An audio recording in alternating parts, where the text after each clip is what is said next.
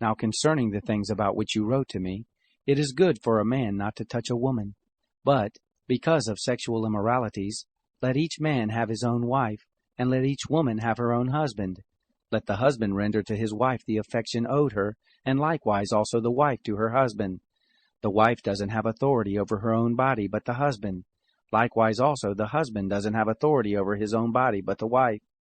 Don't deprive one another, unless it is by consent for a season, that you may give yourselves to fasting and prayer, and may be together again, that Satan doesn't tempt you because of your lack of self-control.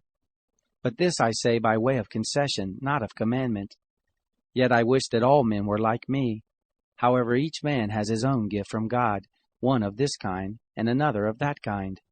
But I say to the unmarried and to widows, it is good for them if they remain even as I am. But if they don't have self-control, let them marry, for it is better to marry than to burn. But to the married I command, not I but the Lord, that the wife not leave her husband. But if she departs, let her remain unmarried, or else be reconciled to her husband, and that the husband not leave his wife.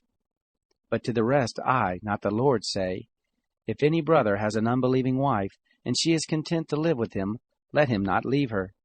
The woman who has an unbelieving husband, and he is content to live with her, let her not leave her husband. For the unbelieving husband is sanctified in the wife, and the unbelieving wife is sanctified in the husband. Otherwise your children would be unclean, but now are they holy. Yet if the unbeliever departs, let there be separation. The brother or the sister is not under bondage in such cases, but God has called us in peace.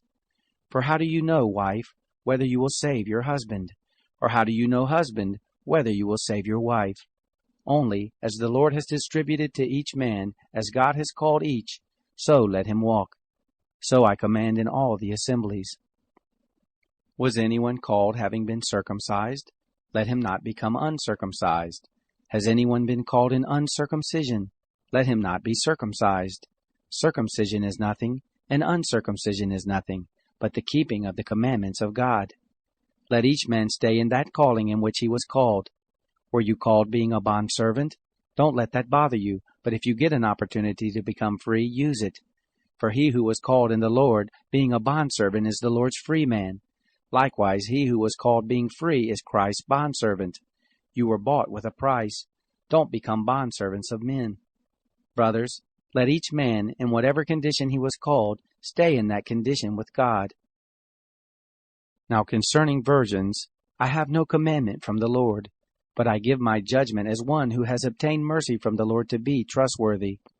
I think that it is good, therefore, because of the distress that is on us, that it is good for a man to be as he is. Are you bound to a wife? Don't seek to be freed. Are you free from a wife? Don't seek a wife. But if you marry, you have not sinned. If a virgin marries, she has not sinned. Yet such will have oppression in the flesh, and I want to spare you.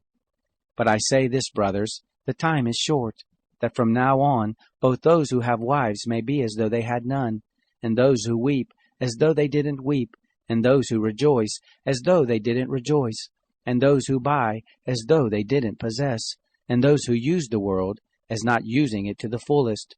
For the mode of this world passes away. But I desire to have you be free from cares. He who is unmarried is concerned for the things of the Lord, how he may please the Lord.